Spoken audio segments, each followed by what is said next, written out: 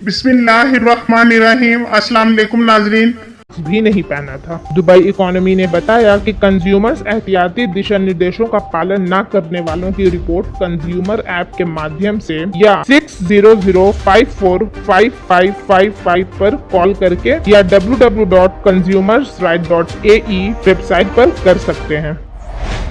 अरब देश लेबनान में अभी पिछले महीने 4 अगस्त को एक बहुत बड़ा धमाका हुआ। उस धमाके से लेबनान अभी पूरी तरह से उभरा भी नहीं है। बेरूत पोर्ट के पास कल भीषण आग लग गई। बेरूत के जिस पोर्ट पर धमाका हुआ, आग उसी के पास लगी है। अल जजीरा ने बताया कि गुरुवार को आग लगने के बाद काले धुएं के गुबार आसमान में छा गए। बेरूत में पोर्ट पर लगी इस आग के बारे में जानकारी मिलते ही बड़े पैमाने पर दमकल कर्मी और सिविल डिफेंस की टीमें पहुंच गई। इस दुर्घटना में किसी के हताहत होने की तो कोई खबर नहीं है, साथ ही आग लगने के कारणों का भी नहीं पता चला। बेरूत के सुरक्षा अधिकारियों के मुताबिक आग लगने के कारण की जांच की जा रही है। इसके पहले लेबनान की राजधानी बेरूत में 4 अगस्त को हुए बड़े विस्फोट में आधा शहर तबाह हो गया था और करीब 190 लोग मारे गए। धमाका इतना तेज था कि जहां विस्फोट हुआ वहां से 9 किलोमीटर दूर बेरूत अंतर्राष्ट्रीय हवाई अड्डे की इमारत के शीशे टूट गए थे। बेरूत विस्फोट में यहाँ के करीब 2060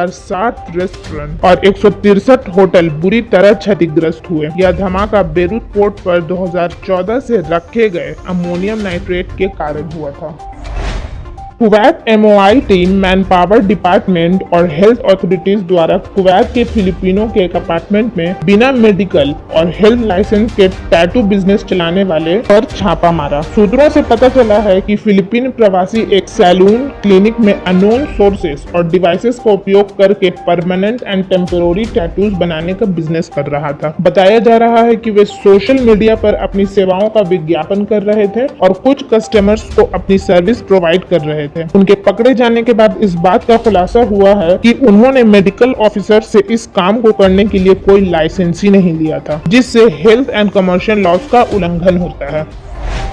सऊदी अरब के हज और उम्रा मंत्रालय ने राज्य में 300 से अधिक उम्रा कंपनियों पर 600 मिलियन सऊदी रियाल से अधिक का जुर्माना लगाया। साथ ही कंपनियों को बंद करने का भी आदेश दे दिया। दरअसल इन उम्रा कंपनियों ने देश में इनके द्वारा लगाए गए उम्रा करने वाले दूसरे देशों के यात्रियों को समय से पहले सऊदी से वापस नहीं भेज पाई, इसलिए इन पर ये जुर्माना लगाया गया। सऊदी में उम्रा करने वाले यात्रियों को उम्रा के बाद रुकने का अधिकार नहीं है। जो उम्रा यात्री यात्रा के बाद अपने समय से अधिक रुक जाते हैं, उन पर ओवर स्टे का जुर्माना लगाया जाता है। ये जुर्माना सऊदी अरब पासपोर्ट महानिदेशालय और हज मंत्रालय द्वारा लगाया जाता है। पासपोर्ट की जनरल डायरेक्टरेट उम्रा कंपनीज के मालिकों से पहले ही तय समय से अधिक रुकने वाले यात्रियों का विवरण देखकर उनका जुर्माना भरने का आदेश दिया था। कंपनियों के मालिकों ने यात्रियों के नामों के बारे में जानकारी होने के बाद भी उनके तय समय से अधिक रुकने से इनकार कर दिया। काज ने कहा कि हज मंत्रालय और उमर के प्रवक्ता ने टिप्पणी करने से इनकार कर दिया, जबकि चैम्बर ऑफ कॉमर्स में एक हज और उम्रा समिति ने जुर्माना लगाने के लिए कहा है।